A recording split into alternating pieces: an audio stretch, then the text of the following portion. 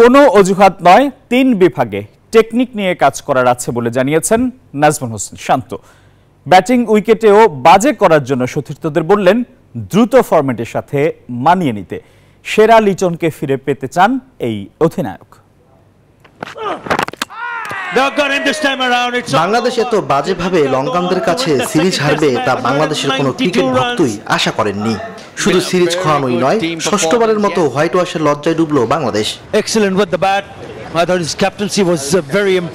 পুরো সিরিজে half century মাত্র 4 ব্যাটারের, আর 50-এর উপর পার্টনারশিপ হয়েছে 3 বার। পাশাপাশি ফিল্ডিংয়ে ক্যাচ মিসের মহড়া তো আছেই।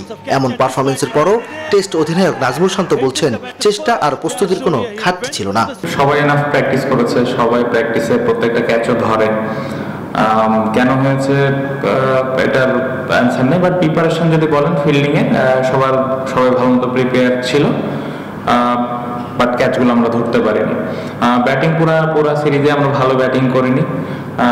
এখানে যেটা বলবো যে এক্সকিউজের কোনো অপশন নেই যে এই কারণে হয়েছে ওই কারণে হয়েছে, অনেক কথা বলা যেতে পারে, বাট অ্যাজ এ টিম হিসেবে আমরা পুরা 2টা সিরিজে 4টা ইনিংসে আমরা ভালো ব্যাটিং করিনি। টাইগারদের সবচেয়ে বড় ঘাটতি ধারাবাহিকতা। এক ম্যাচে রান পেলে পরের ম্যাচে রান পাওয়ার কোনো নিশ্চয়তা দিতে পারে না ব্যাটাররা, তাই দীর্ঘ পরিসরে কাজ করার কথা বলছেন শান্ত।